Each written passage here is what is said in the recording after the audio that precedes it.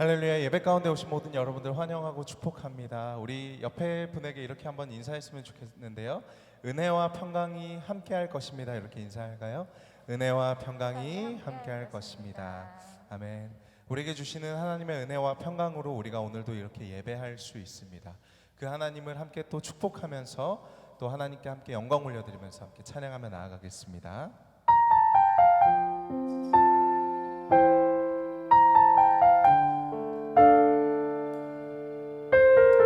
원하고 바라고 기도합니다. 찬양하겠습니다.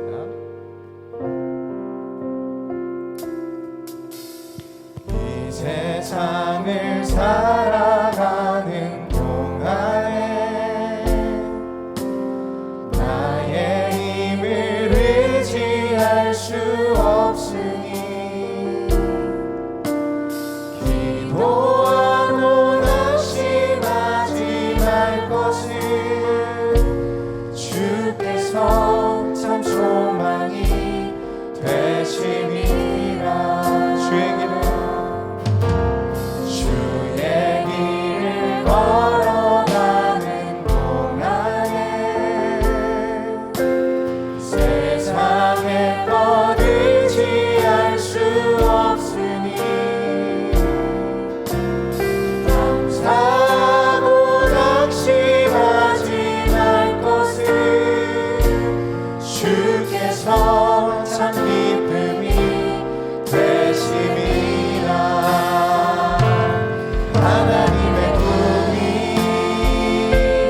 나의 비전이 되고 예수님의 성품이 나의 인격이 되고 성령님의 권능이 나의 능력이 되길 원하고 바라고 기도하고. 다시 한번 더 이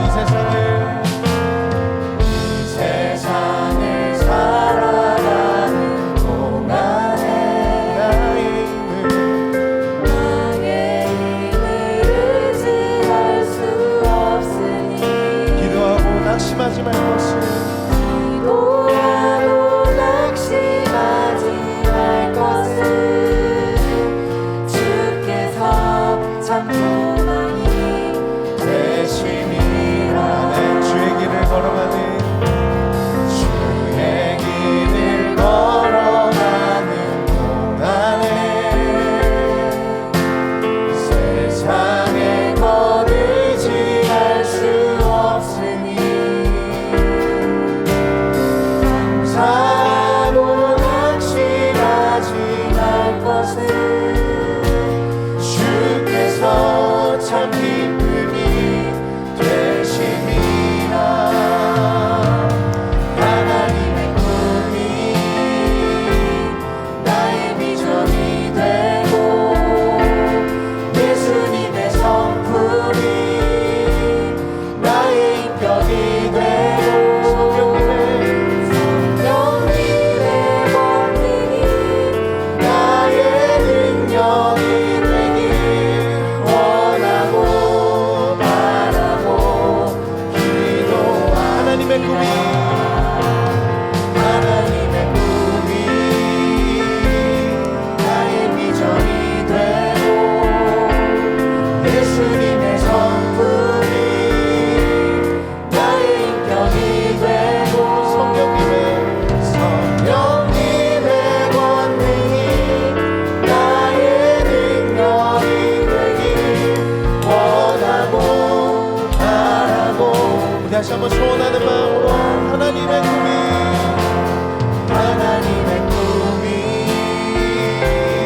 나의 비전이 되고 예수님의 성품이 나의 인격이 되고 성령님의 권능이 나의 능력이 되길 원하고 바라고 기도합니다.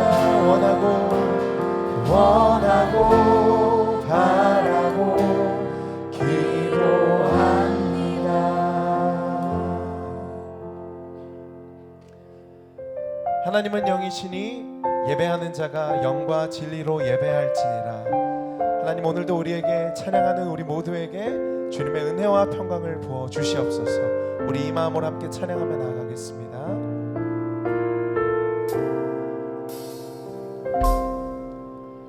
짙은 안개 가릴 때, 긴 터널을 지날 때 이 노래를 불러봅니다. 삶의 무게 힘들 때, 두려움이 커질 때 이 노래를 불러봅니다. 우리 한번 더 짙은 안개 가릴 때, 긴 터널을 지날 때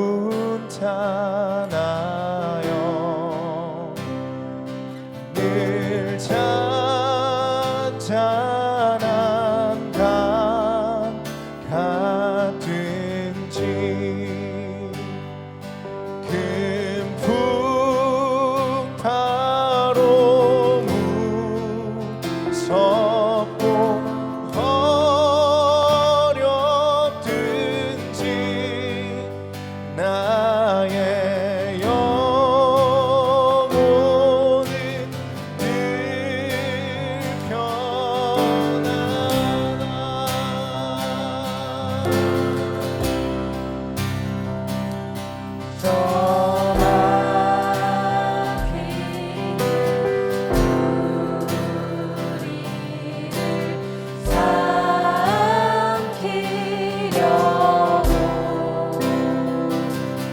우리를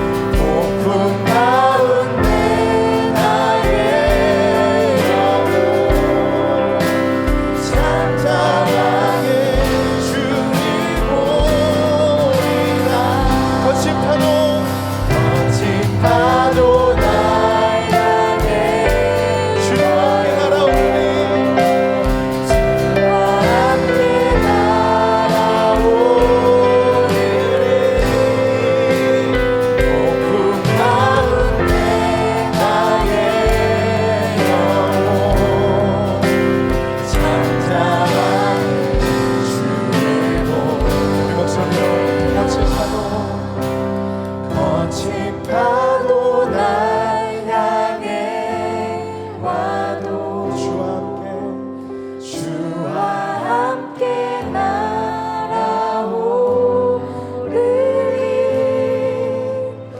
폭풍 가운데 나의 영혼 잠잠하게 주를 보며. 한 번 더.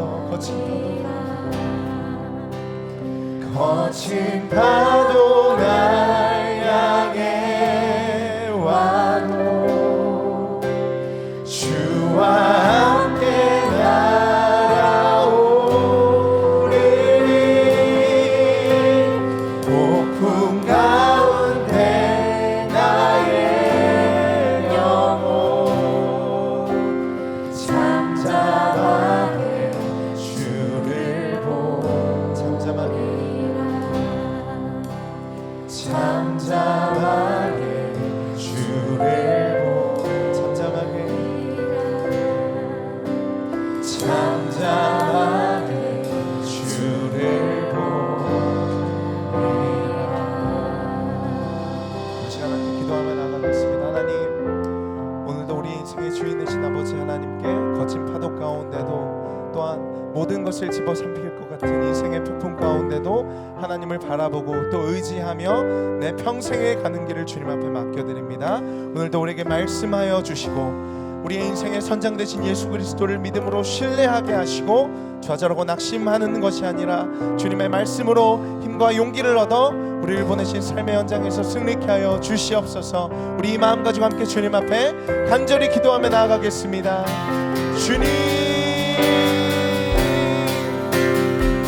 거친 파도 가운데도 주님, 우리 인생의 폭풍 가운데도 주님을 바라봅니다. 우리 인생을 신실하게 또한 선하게 인도하시는 주님을 믿음의 눈으로 바라보니 내 평생에 가는 길 주여 인도하여 주시옵소서. 우리 영혼을 평안함 가운데 주님, 우리 영혼을 주님의 인생 가운데 주님 안에 온전히 인도함을 받게 하여 주시옵소서. 주님의 품에 우리를 품어 주시옵소서. 주님 안에 우리가 거하기를 원합니다. 주님의 품에 안겨 날아오르기를 원합니다. 오늘도 말씀 가운데 잠잠히 주님을 보게 하여 주시옵소서. 주님이 하나님 되심을 알게 하여 주시옵소서. 믿음의 눈을 열어주시고 주님을 신뢰함으로 우리 인생을 걸어가게 하여 주시옵소서.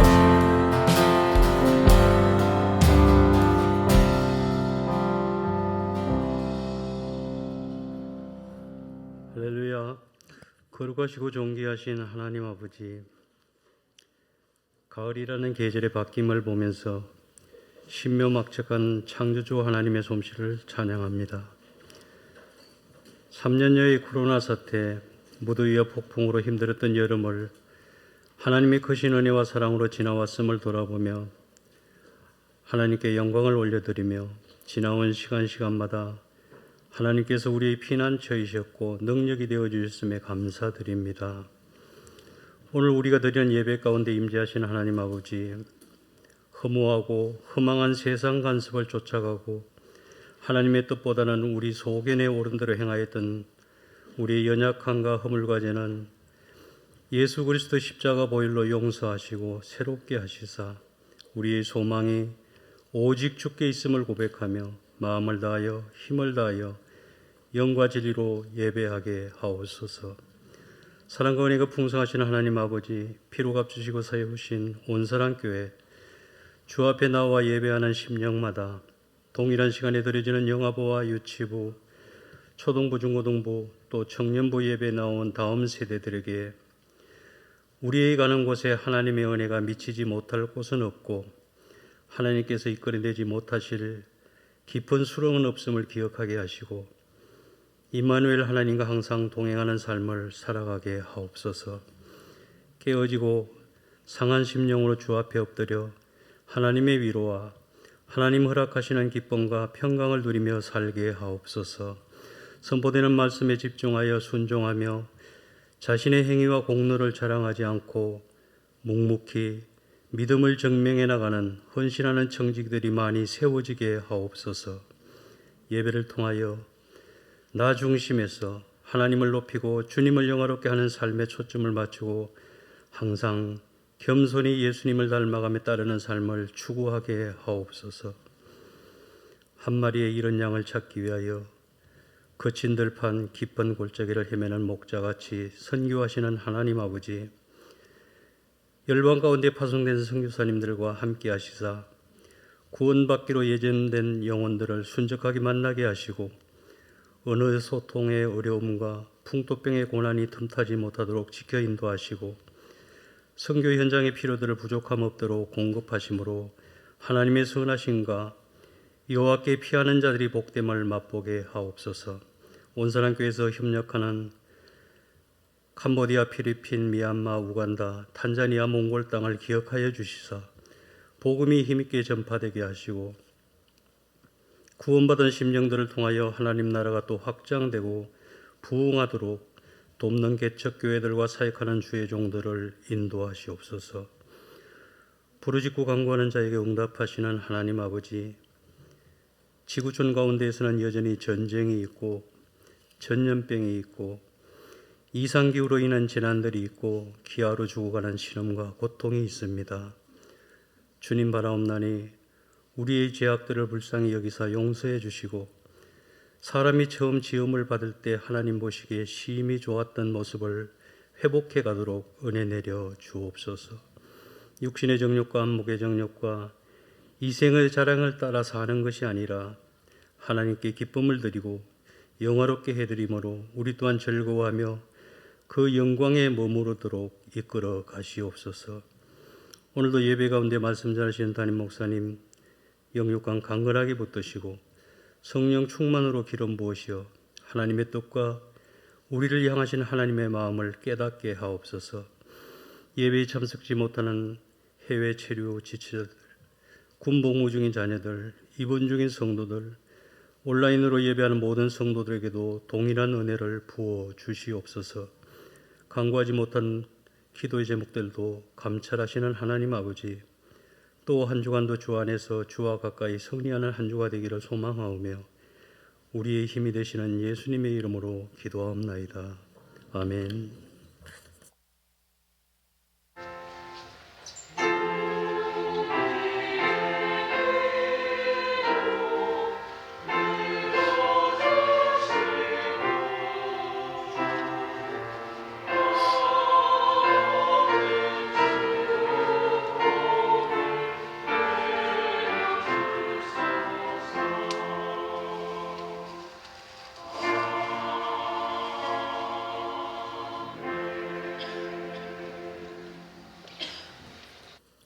오늘 주실 하나님의 말씀 보겠습니다. 누가복음 8장 16절에서 25절 말씀입니다.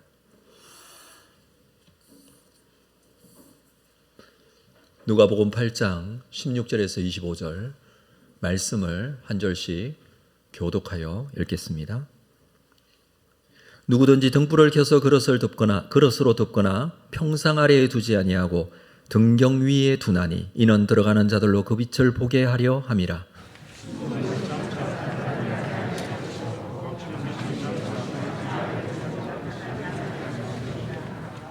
그러므로 너희가 어떻게 들을까 스스로 삼가라. 누구든지 있는 자는 받겠고 없는 자는 그 있는 줄로 아는 것까지 빼앗기리라 하시니라.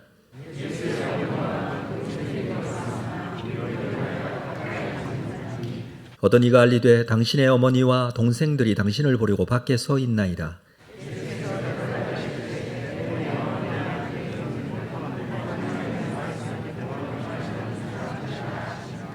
하루는 제자들과 함께 배에 오르사 그들에게 이르시되 호수 저편으로 건너가자 하시매 이에 떠나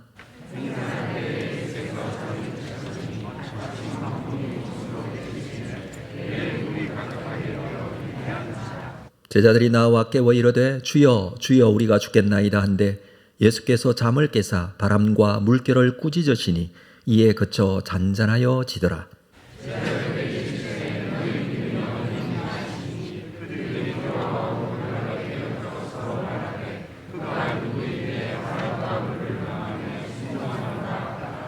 아멘. 준비하신 헌금 하나님께 드리겠습니다.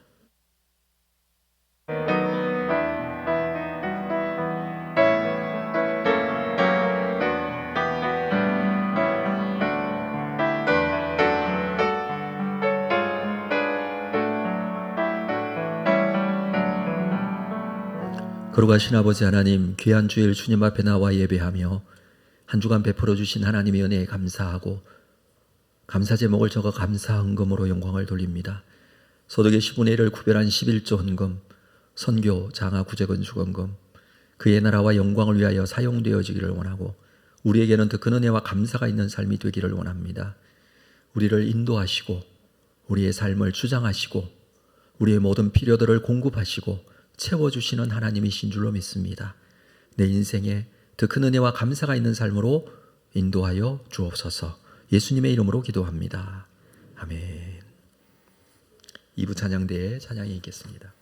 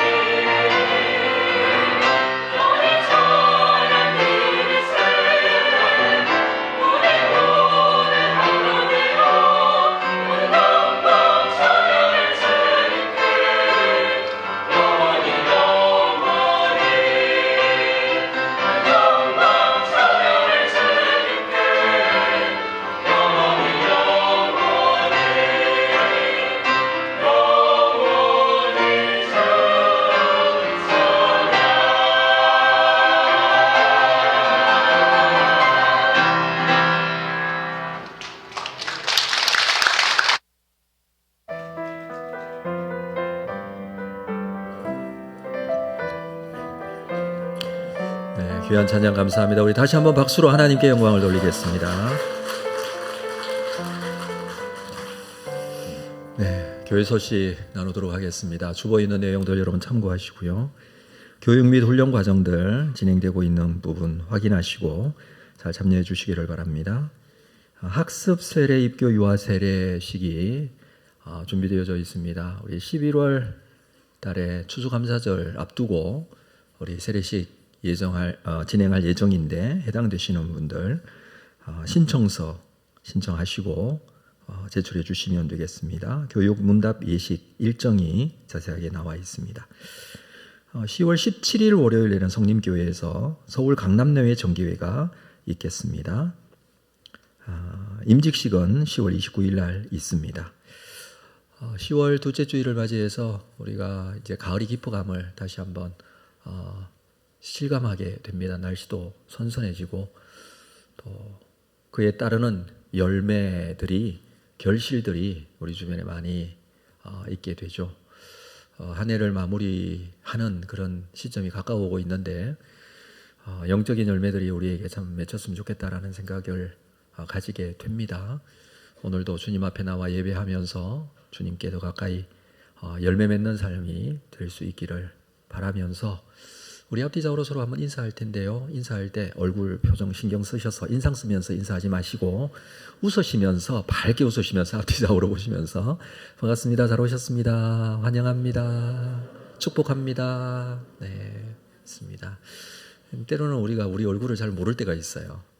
근데 앞에 설교하는 사람 입장에서 여러분 얼굴 보면 심각할 때가 있거든요. 아주 얼굴이 심각하게 이렇게 힘드신가 보다 이렇게 생각될 때가 있습니다. 모두 다 주님 앞에 내어 맡기고 오늘도 주시는 말씀의 은혜로 하나님의 놀라운 은혜가 채워지는 귀한 시간 되시기를 바랍니다. 네. 자, 오늘 말씀 함께 좀 나누도록 하겠습니다. 제목을 한번 우리 볼까요? 같이 읽겠습니다. 시작. 네, 감추지 말고 드러내라. 우리가 가지고 있는 것을 잘 드러내야 한다 라는 의미에서 말씀을 나누고자 합니다. 우리 지난주 나눈 말씀은 씨 뿌리는 자의 비유입니다. 지난주 나눈 말씀이죠. 씨 뿌리는 자가 씨를 뿌리는데 그 씨가 여러 형태의 밭에 떨어질 수 있다라는 말씀이었습니다. 때로는 길가밭에 떨어질 수도 있죠. 그리고 돌밭에 떨어질 수도 있고 가시덤불 밭에 떨어질 수도 있고 좋은 땅에 떨어질 수도 있다라고 했습니다. 그 말씀의 해석에 대한 내용에서는 길가밭, 이 길가밭 또한 좋은 밭이 되려면 딱딱하고 굳어진 길과 같은 이 밭이 갈아엎어져야 된다라고 했어요. 이 세상의 세속적인 선입견들을 가지고서는 열매 맺는 삶을 살 수 없기 때문에 딱딱하고 굳어진 심령의 밭이 갈아엎어져 부드러운 옥토, 좋은 땅이 되어야 합니다. 자, 돌밭은 어떻습니까? 돌을 골라내야 되죠. 돌을 골라내야 좋은 땅이 될 수 있어요. 그 돌은 하나님 앞에 온전한 믿음과 신앙을 가지기에 걸림돌이 될 만한 악한 마음의 깊은 좋지 못한 영적인 뿌리와 같은 것들 뽑아내야 됩니다. 뽑아내듯이 돌을 골라내야 된다. 마음속에 있는 걸림돌이 될 만한 것들을 골라내야 된다. 가시덤불은 우리가 하나님 앞에 가까이 가고 하나님을 온전하게 믿기에 걸림이 되고 가로막는 걱정, 근심, 이 땅의 이 생의 향락, 재물 이런 것들이라고 그랬어요. 이걸 어떻게 해요? 걷어내야 돼요. 하나님과 나와의 관계 속에 가로막혀 있는 것들을 걷어내야 된다라는 말씀이었습니다. 그럴 때에 이러한 땅들도 좋은 땅이 될 수 있다. 좋은 땅이 되면 말씀의 씨앗이 심겨지고 자라고 열매가 맺혀지게 되는데 그 열매는 100배의 결실을 맺게 된다라는 말씀을 우리가 지난주에 나누었습니다. 그리고 좋은 땅은 우리 지난주 읽었던 15절 말씀 마지막 부분에 보면 좋은 땅은 인내로 결실한다라고 했죠. 인내로 결실한다. 자, 좋은 땅이 되었어요. 말씀의 씨앗을 뿌려줬어요. 그렇다고 갑자기 열매가 촥 나타나는 건 아니죠. 인내의 시간이 있습니다. 좋은 땅이어도 열매가 맺혀지기까지는 시간이 필요한데 그 시간 동안 인내해야 됩니다. 여러분, 봄에 씨앗이 뿌려지면 이 씨앗이 자라고 열매가 맺히기까지는 더운 여름을 지나야 돼요. 강한 햇볕을 견뎌야 돼요. 비바람의 시간이 있습니다. 태풍이 오기도 하고요. 가을이 되면 서리가 내리기도 하고, 이 모든 것들을 견뎌 인내할 때에 한 알의 열매가 결실하게 됩니다. 그래서 인내의 시간은 꼭 필요합니다. 자, 우리가 예수 그리스도를 믿어 구원받은 하나님의 백성으로 구원의 확신을 가지고 살아가지만 이것이 인내의 과정을 통해서 시간을 통해서 열매 맺는 데까지는 이 과정을 거쳐야 합니다. 자, 오늘 나누게 되는 말씀은 이 씨 뿌리는 비유 이후에 예수님께서 또 하나의 비유를 말씀하시는데 저는 이렇게 생각해요. 씨 뿌려서 100배의 결실을 얻게 되는 이 삶의 모습은 일상생활 속에 인내하는 삶의 모습이라고 할 수 있는데 그 모습은 어떻게 살아야 되는가? 열매 맺기 위해서는 어떻게 살아야 되는가? 오늘 그 비유를 오늘 말씀에서 말씀하고 이어지는 사건들을 통해서 그것을 해석할 수 있다고 생각합니다. 그래서 세 부분으로 나누어진 세 개의 에피소드가 등장을 하는데 그 말씀을 통해서 우리의 삶에 맺어져야 될 열매 맺는 삶, 그 삶을 함께 좀 나누었으면 하는데, 먼저는 그 삶은 감추지 말고 드러내는 삶을 살아야 한다. 이것이 열매 맺는 삶이라고 해석합니다. 열매 맺는 삶은 감추지 말고 드러내는 삶. 사람은 무엇인가를 드러냅니다. 드러납니다. 사람은 다 드러납니다. 그래서 그 사람의 삶의 결과물들이 결국에는 열매로 나타나게 되죠. 여러분, 한 해가 지나고 나서 가을이 되면 과일나무에 과일이 맺혀요. 그건 그 과일나무가 한 해 동안 살았던 삶의 결과물이에요. 그 과일나무가 예를 들면 사과나무에 사과가 열렸어요. 그러면 그 열매가 어느 날 갑자기 생긴 게 아니잖아요. 그건 한 해 동안 어떻게 그 나무가 자라고 수분을 흡수하고 영양분을 섭취하고 또 꽃이 피고 어떻게 열매가 맺혀지니 이게 과정의 결과물이 사과라는 것으로 나타나게 되는 것이죠. 마찬가지로 우리의 인생도 우리의 삶도 여러분 한 해를 시작하시고 또 한 해가 연말이 가까워오고 있는 이 가을의 때에 삶의 결과물로 나타날 수 있다는 것이죠. 이 열매지 않습니까? 그러니까 사람의 열매는 무언가? 그건 오늘 말씀에서는 그것이 드러나는 삶을 사는 것. 자, 무엇을 드러낼 것인가? 무엇이 드러나는가? 우리 그걸 보겠는데요. 자, 16절 말씀 함께 볼까요? 같이 한번 읽겠습니다. 16절 시작. 등불을 켜서 그릇으로 덮거나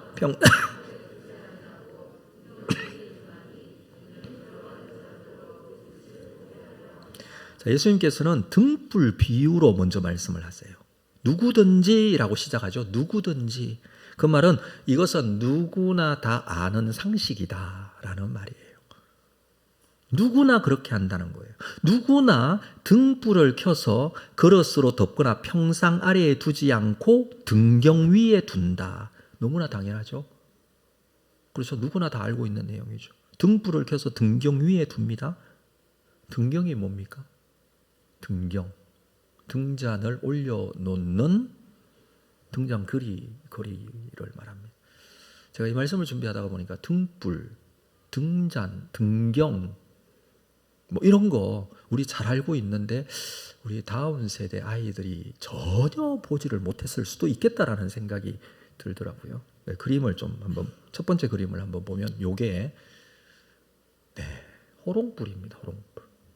혹시 보신 적이 있으십니까? 요즘 사람들은 전혀 이거 본 적이 없어요. 이 호롱불로 밤에 불을 밝히다가 촛불을 켰는데 세상이 밝아졌다라는 표현을 쓰더라고요. 그러면 촛불보다도 훨씬 어두운 호롱불이죠. 자, 이 호롱불, 등불이라고 하는 과거에 우리나라에서 썼던 건데 이걸 어디에 올려놓느냐 하면 두 번째 그림을 보시면 여기에 등경입니다. 등경 위에 딱 올려놔요. 그러니까 방에 들어가면 시골에 저는 아주 어릴 때 기억이 나는데 들어가면 요거 희미하게 켜진 이 호롱불이 등경 위에 여기 올려놓아 있는 모습이 기억이 나는데 보신 적이 있으시죠? 자, 등불을 호롱불을 어디 위에 올려놔요? 등경 위에 올려놔요. 이거 누구나 다 알아요. 모든 사람들이 다 알아요. 그때 유대인들 이 말씀을 듣고 있는 이 시대 사람들은 더 잘 알아요. 그렇죠? 마가복음 4장 21절에 보니까 이 내용을 이렇게 표현하고 있습니다. 또 그들에게 이르시되 사람이 등불을 가져오는 것은 말 아래나 평상 아래에 두려 함이냐 등경 위에 두려 함이 아니냐. 사람이 등불을 가져옵니다. 자, 유대인의 일상생활을 그대로 옮겨놓은 것입니다. 어두워지면 등불을 켜요. 밤이 되면 등불을 켜요. 그리고 등불을 켜서 어디 위에 올려놓냐면 등경 위에 올려놔요. 그리고 날이 밝아요. 그 다음날 아침이 되었어요. 날이 환해졌어요. 그러면은 이 등불을 어떻게 하느냐 하면 불을 붙이지 않고 이 등불을 평상 아래에 넣어놔요. 혹은 말 아래에 넣어놔요. 말 아래. 말, 여기 마가복음에서는 말이라고 그랬는데 말이 뭐냐 하면 아시죠? 이것도 말로 설명하기 어려워서 그림으로 요게 말입니다. 다음 그림. 아시죠? 한 말, 두 말 할 때 곡식을 되는 말. 이게 일종의 그릇이라고도 하기도 하지만 곡식을 측량하는 그릇인데 요걸 이제 말로 지금 번역을 해놨어요. 우리나라에서는 말이라고 하지만 유대인들도 이런 곡식을 되는 기구들이 있었습니다. 이걸 오늘 본문에서는 그릇이라고 하는데 여러분 등불을 평상시에는 등경 위에 올려놓고 밤에 등불을 밝히지만 요즘과 같이 집이 넓은 거실이 아니고 많은 사람들이 살기 때문에 이걸 낮에는 치워놔요. 어디 치워놓냐 하면 평상 아래 혹은 이걸 안전을 위해서 이 말을 덮어서 보관을 하기도 합니다. 자, 그래서 이 말이 나온 거예요. 여러분 등불을 낮에는 그렇게 보관을 하지만 밤에는 어떻게 해요? 등경 위에. 밤에 등불을 켜놓고 평상 아래 넣어놓습니까? 말로 덮어놓습니까? 그릇으로 덮어놓습니까? 그렇게 하지 않는다는 거예요. 지극히 당연한 이야기를 지금 하고 있습니다. 지극히 당연한 이 이야기가 무엇입니까? 유대인이면 누구나 다 아는 이 이야기. 밤이 되면 등불을 켜서 등경 위에 두고 낮이 되면 등불을 끄고 등잔을 평상이나 말 아래 둔다. 이렇게 누구든지 밤이 되면 등불을 켜듯이 우리가 살고 있는 이 세상에서 영적으로 등불을 밝혀야 된다라는 말이에요. 이 영적인 밤과 같은 시기에 성도는 빛의 아들들이에요. 성도는 이 어두운 세상의 빛의 아들들이에요. 데살로니가전서 5장 4절에 이렇게 바울은 말합니다. 형제들아 너희는 어두움에 있지 아니하매 그날이 도둑같이 너희에게 임하지 못하리니 너희는 다 빛의 아들이요 낮의 아들이라 우리가 밤이나 어두움에 속하지 아니하나니. 성도를 향하여 빛의 아들, 낮의 아들이라고 합니다. 그리스도를 모를 때는 어떤 자들이었습니까? 어둠에 속한 자들이었어요. 그러나 그리스도를 영접하면 그때부터 빛의 자녀들이에요. 그러면 빛은 누굽니까? 예수 그리스도로 말해요. 이 세상이 캄캄한 밤이어서 세상을 밝히시려고 빛 대신 예수님께서 이 땅에 오신 거예요. 모든 이들이 죽을 수밖에 없고 멸망할 수밖에 없는 이 세상에 생명의 빛으로 예수님께서 오신 거예요. 요한복음 1장 9절에 참빛 곧 세상에 와서 각 사람에게 비추는 빛이 있었다라고 합니다. 세상을 비추는 빛으로 예수님께서 오셨습니다. 그런데 이 빛을 세상은 알지 못해요. 10절 말씀 볼까요? 그가 세상에 계셨으며 세상은 그로 말미암아 지은 바 되었으되 세상이 그를 알지 못하였고 자기 땅에 오매 자기 백성이 영접하지 아니하였으나 영접하는 자 곧 그 이름을 믿는 자들에게는 하나님의 자녀가 되는 권세를 주셨다. 영접하는 자 하나님의 자녀, 하나님의 자녀, 빛의 자녀가 된 것이에요. 그래서 너희들은 다 빛의 아들들이다 라고 말씀합니다. 그 빛의 아들들이 이 빛을 켜서 어디에 두어야 돼요? 이 빛을 어디에 두어야 돼요? 말 아래 감추어야 돼요? 평상 아래 두어야 됩니까? 아니요. 등경 위에 올려놔야 돼요. 빛을 밤에 불을 밝힐 때 등경 위에 당연히 올려놔야지 사람이 방에 들어가고 나갈 때에 그 빛으로 말미암아 그렇죠. 세상이 이 방이 환해지는 것이죠. 그리스도인은요 빛을 드러내는 생활을 해야 한다라는 말씀이에요. 이게 열매 맺는 삶이에요. 그 빛을 효과적으로 드러내기 위해서는 등경 위에 두어야 합니다. 등경 위에 둘 때 빛이 효과적으로 비추어지죠. 그래서 예수님이 성도의 삶을 통해서 드러나고 예수님이 성도의 삶을 통하여 그 말씀이 기준이 되고 빛이 드러나는 삶을 살게 될 때에 영적인 열매가 맺혀지게 됩니다. 자, 17절을 볼까요? 숨은 것이 장차 드러나지 아니할 것이 없고 감추인 것이 장차 알려지고 나타나지 아니할 것이 없느니라. 결국 모든 것이 다 밝혀지고 드러나게 된다라는 거예요. 결국에는 등불이 등경 위에 올려져서 세상에 환하게 비춰지듯이 여러분 모든 것이 다 드러나게 돼요. 언제? 예수 그리스도의 재림 시에는 모든 것이 다 명명백백하게 다 드러나게 됩니다. 우리 모두 빛 대신 주님 앞에 서야 하기 때문입니다. 그래서 드러낼 일을 너희들이 미리 드러내라. 예수님께서 오셔서 드러나게 되는 여러 가지 일들이 있을 거예요. 세상에 그동안 감추어졌던 거 다 드러날 거예요. 여러분 그동안에 해석되지 않고 이해되지 않았던 거 다 드러날 거예요.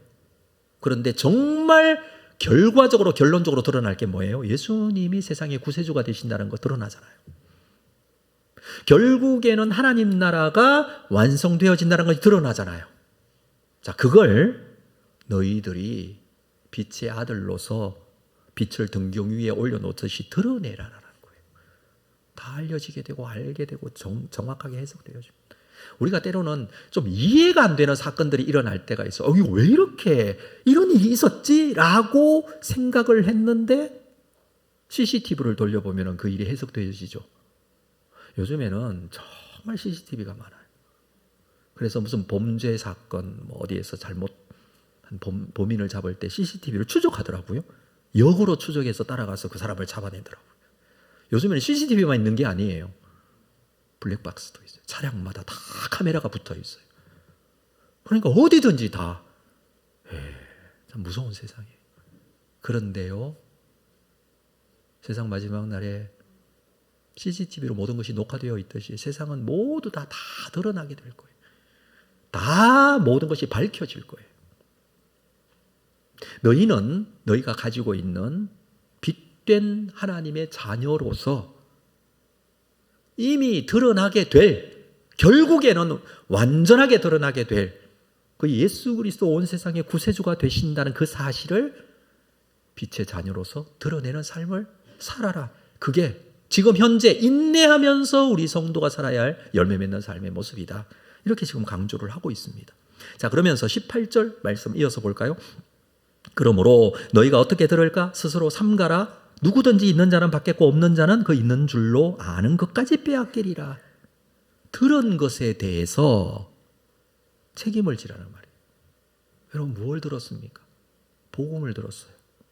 무엇을 알고 있습니까? 빛이신 예수님을 알고 있어요. 그분만이 구세주가 되시고 구원자가 되신다는 사실을 알고, 그분 이외에는 구원이 없음을 우리는 알고 있어요. 그분 이외에는 하나님께로 갈 수도 없고 영생을 얻을 수가 없어요. 영생이 없고 하나님께로 가지 못하면 어떻게 됩니까? 죽을 수밖에 없고 멸망할 수밖에 없어요.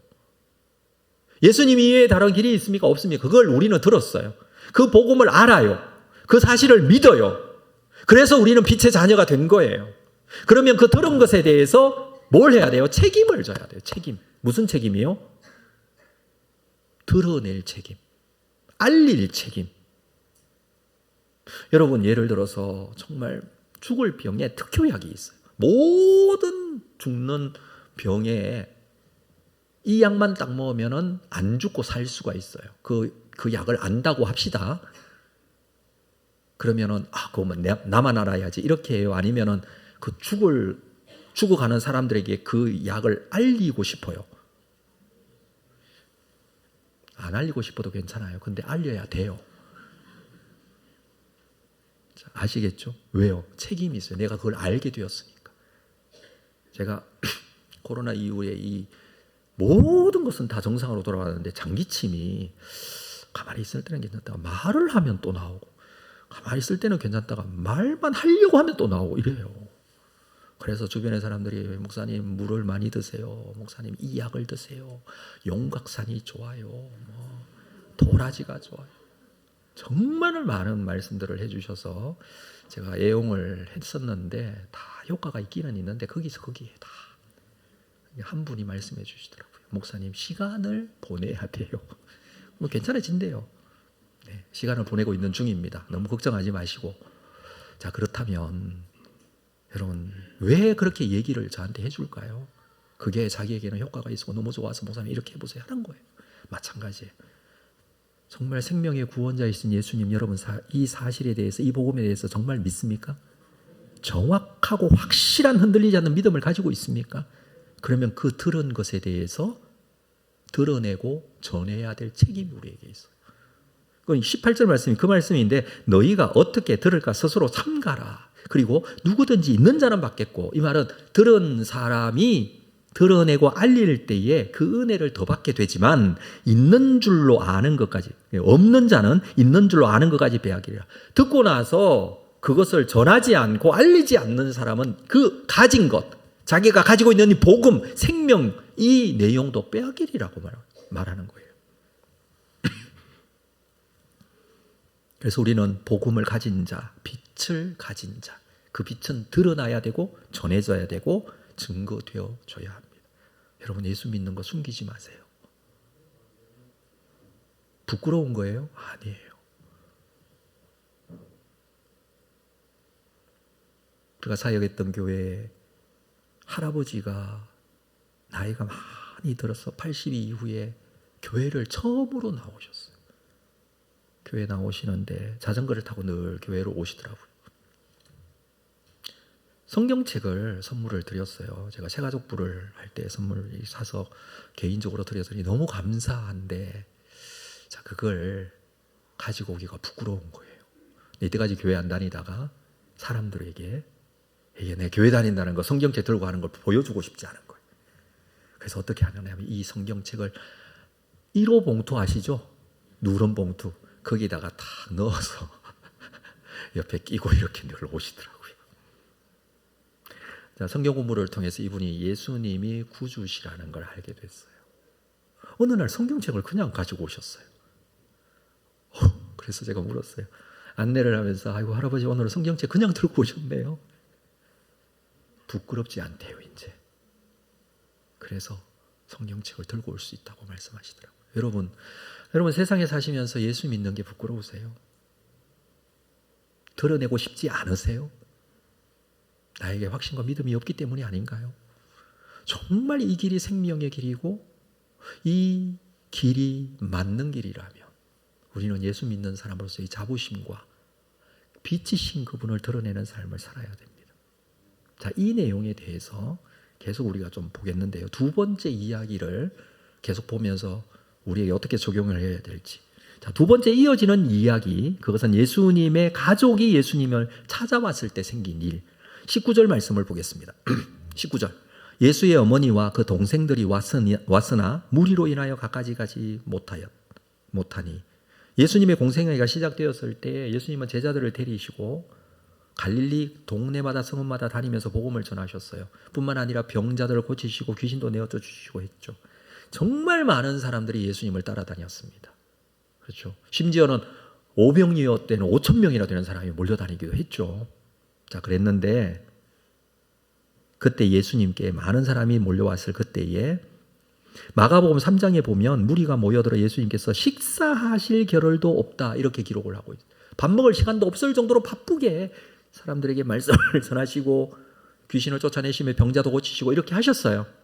그러니까 사람들이 몰려 있으니까 더 그렇겠죠. 그때 오늘 말씀에 예수님의 어머니와 동생들이 예수님을 찾아왔습니다. 그러니까 집 나간 아들이잖아요. 지금 집 나간 아들이죠. 그 아들을 어머니가 찾아온 거예요. 형제들도 같이 온 거예요. 찾아온 이유가 무엇이냐면 마가복음 3장 21절에 보니까 예수의 친족들이 듣고 그를 붙들러 나오니 이는 그가 미쳤다 함이라. 예수님 미쳤대요. 왜? 22절을 보면 예루살렘에서 내려온 서기관들은 그가 바알세불이 집혔다 하며 또 귀신의 왕을 힘입어 귀신을 쫓아낸다 하다. 그러니까 예수님에 대한 소문이 여러 가지로 막 퍼져나갑니다. 어떤 사람은 예수님께 가면은 뭐 병고침을 받을 수 있고 또 놀라운 가르침이 있고 이랬던 사람도 있겠지만 또 어떤 사람은 귀신을 내어 쫓는 거 보니까 그 사람은 귀신 들린 사람이다. 뭐 이렇게 얘기하는 사람이 있고 그가 집 나가가지고 이상한 사람들을 데리고 다니면서 이상한 행동한다. 뭐 이렇게 하면서 가족의 입장, 친족의 입장에서는 어떻게 생각했냐면 이 아들이 미쳤다라고 생각하고 제정신이 아니다. 그래서 제정신이 아닌 형을 데리러 동생들이 온 거예요. 어머니 모시고. 이 가족이 예수님을 믿었나요? 안 믿었나요? 예수님 누군지 아나요? 모르나요? 몰라요. 가장 가까이에 있는 사람. 어릴 때부터 예수님에 대해서 아는 사람인데도 불구하고 예수님이 구세주시라는 사실을 몰라요. 여러분, 우리 앞에서 등불에 대한 비유를 말씀하실 때에 예수님이 우리의 빛이 되신, 우리의 구세주가 되신다. 여러분 그렇게 말씀하셨잖아요. 근데 이 가족은 몰라요. 자, 오늘 본문 20절 볼까요? 어떤 이가 알리되 당신의 어머니와 동생들이 당신을 버리고 밖에 서 있나이다. 왜 찾아왔다고요? 정신 나간 형 데리러 온 거예요. 집에 가자고. 집에 가서 우리랑 같이 있자고. 왜? 가족이니까. 요한복음 7장 5절에 이는 그 형제들까지도 예수를 믿지 아니합니다. 예수를 믿지 않았어요. 형제들, 가족도 믿지 않았어요. 여러분 예수님에게는 동생이 있었습니다. 육신적인 동생이죠. 대표적인 동생이 야고보예요. 바로 밑에 동생이죠. 이 야고보는 언제 예수님을 믿냐면 예수님 십자가에 죽고 부활하시고 난 이후에 예수님을 만나서 믿었어요. 그전에는 그냥 형이라고 생각했어요. 육신적으로만 봤어요. 그러니까 왜 그랬냐 하면 영적인 눈으로 예수님을 본 게 아니라 육신의 눈으로 지가 가지고 있는 경험, 어릴 때부터 같이 자란 형으로만 생각했기 때문에 이건 믿을 수 없는 거예요. 어떤 시각을 가지느냐 정말 중요합니다. 여러분 육신의 눈으로 볼 때는 절대 믿음을 가지지 못합니다. 근데 나중에 부활하신 예수님을 만나고 그는 야고보서를 기록하지 않습니까? 또 다른 형이 있어요. 형제가 있었어요. 동생 유다가 있었어요. 예수님 동생 중에 또 다른 동생 유다. 마찬가지예요. 성경 요한 3서 뒤쪽에 보면 유다서라고 나옵니다. 예수님의 동생 유다가 기록한 성경이에요. 나중에 예수님을 믿게 되죠. 근데 지금은 몰라요. 못 믿고 있어요. 예수님이 누군지 모를 수도 있겠다라는 생각은 들어요.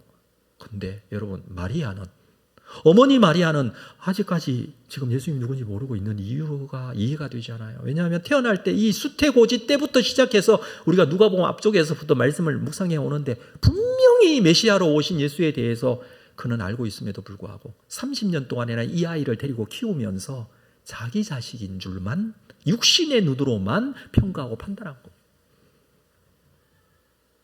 그래서 예수를 모시려 데리러 집에 가기 위해서 온 거예요. 자, 이때 예수님께서 이런 말씀하십니다. 21절.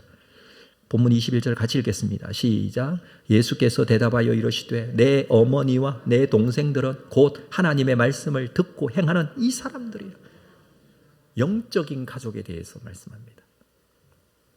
지금 형제들은 예수님의 육신적 가족이기 때문에 예수를 데리러 왔지만 가족이기에 찾아왔어요. 그렇죠. 가족이 얼마나 소중합니까? 여러분 이 세상의 관계 중에 가족보다 더 중요한 관계가 있습니까? 너무너무 중요하지 않습니까? 그건 사실이에요. 누구도 부인할 수 없는 사실이에요. 너무나 가족이 중요해요. 그러나 주님께서는 영적인 가족에 대해서 정확하게 말씀하십니다. 우리가 하나님의 말씀을 듣고 믿고 행하면 우리가 모두 하나님의 자녀가 되고 서로 가족이 된다. 이 말씀을 지금 하고 있는 거예요. 그 말씀을 듣고 행하는 것이 무엇입니까? 예수 그리스도께서 십자가에 피 흘려 나의 죄를 위하여 죽으심을 고백해요. 상대방도 고백해요. 그러면 예수님의 피로 가족이 된 거예요. 그렇죠? 혈연 관계예요. 진정한 영적인 혈연 관계죠. 이 가족이 되었다라는 거예요. 여기에 핵심적으로 그 중심에 누가 있어요? 예수님이 있어요. 예수님이 메시아가 될 때, 예수님이 구세주가 될 때에, 예수님이 빛으로 드러나게 될 때에 영적인 가족의 의미가 있다라는 겁니다. 그래서 예수님이 누군지를 드러내고 있습니다. 성경은요, 특히 누가복음도 그때 당시 누가복음을 읽는 사람들에게 예수가 누구신가에 대해서 드러내기 위해서 기록됐잖아요. 지금 누구라고 기록을 하고 있습니까?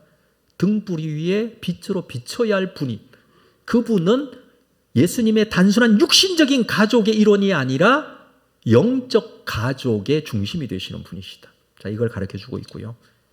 세 번째 이야기는 제자들과 함께 갈릴리 바다를 건너가실 때 풍랑을 만난 사건을 기록하고 있는 내용입니다.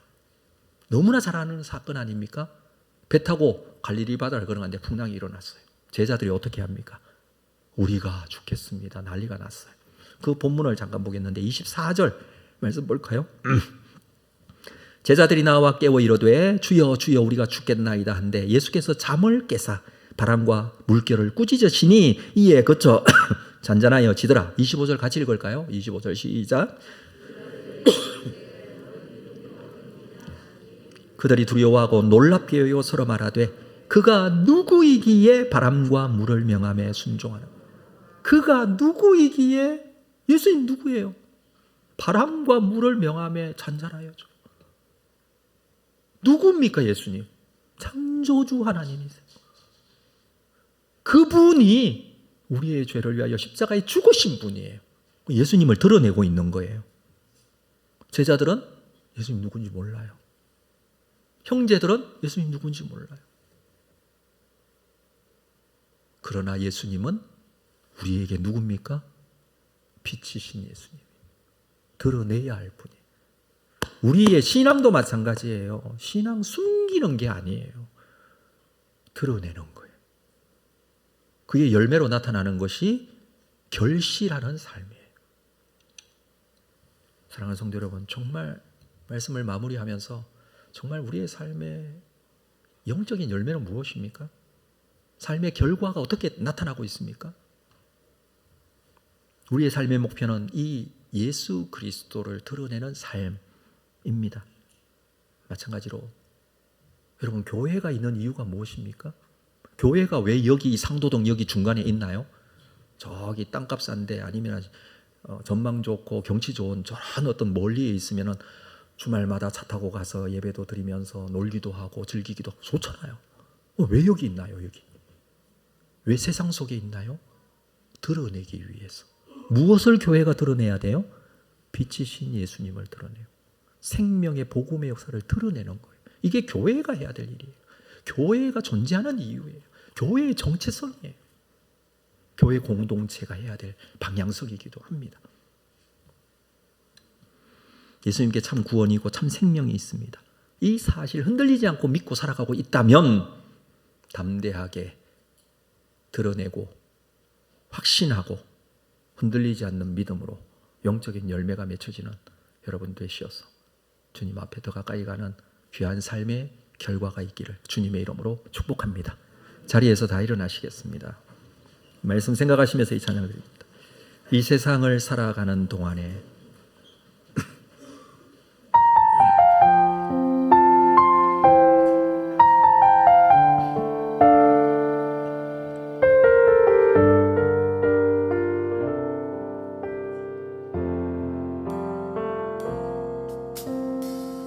세상을 살아가는 동안에 나의 힘을 의지할 수 없으니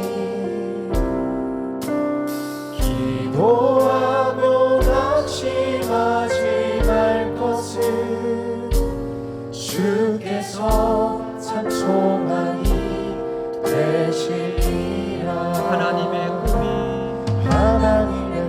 나의 비전이 되고 예수님의 성품이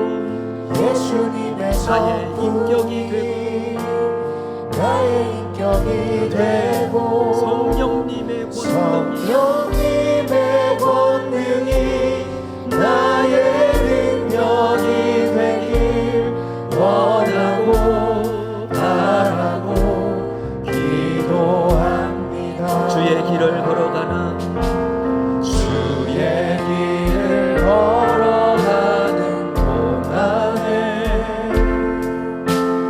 세상의 것 의지할 수 없으니 감사하고 낙심하지 말 것을 주께서 참 기쁨이 되시리라. 하나님의 꿈이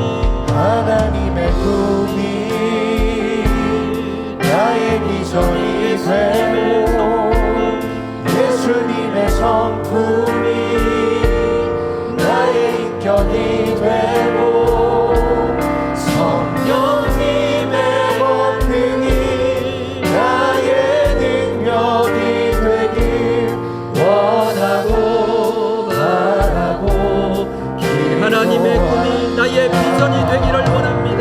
하나님의 꿈이 나의 비전이 예수님의 성품이 나의 인격이 되기를 원합니다. 예수님의 성품이 나의 인격이 성령님의 권능이 나의 능력이 되길 원하고 바라고 기도합니다. 함께 기도하고 예배를 마무리하겠습니다. 여러분, 우리의 삶에 드러나야 할 부분이 무엇입니까? 나 자신이 드러나야 합니까? 세상에 가진 것이 드러나야 됩니까? 내가 가지고 있는 능력과 개인적인 성향이 드러나야 합니까? 그 전에 예수 그리스도 빛이신 그분, 생명이신 그분, 구원이신 그분이 나의 인격을 통해서 드러나기를 원합니다. 하나님이 나의 삶 속에 드러나기를 원합니다. 내가 이렇게 예수 그리스도가 빛이신 예수님이 드러나게 될 때 주변이 밝아지고 주변 사람들도 알게 되고 깨닫게 되고 함께 구원받게 되는 놀라운 은혜와 역사가 있을 줄로 압니다. 빛이신 예수님을 드러내는 열매 맺는 삶이 되게 하여 주옵소서. 이것이 영적인 열매로 하나님께 드려질 수 있도록 원하고 바라고 기도합니다. 이런 마음으로 우리 함께 기도로 하나님 앞에 나가겠습니다. 결단하면서 함께 기도하겠습니다. 거룩하신 아버지 하나님, 하나님의 꿈이 나의 꿈이 예수님의 성품이 나의 비전이 되고 내 삶의 자리에서 성령님의 권능이 드러나게 되고 주님께서 이것이 하나님의 위대한 능력 믿음 가운데 거룩하게 해서 주님 앞에 더 가까이 나아가는 삶 우리를 인도하여 주시나요?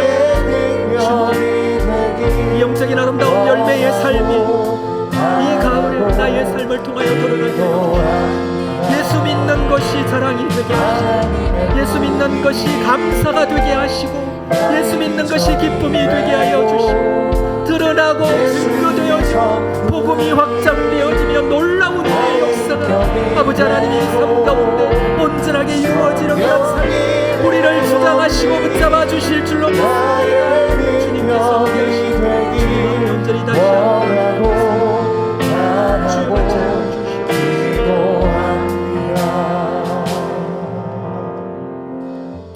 지금은 우리 주 예수 그리스도의 은혜와 하나님 아버지의 극진하신 사랑하심과 성령님의 교통 위로 함께 역사하심이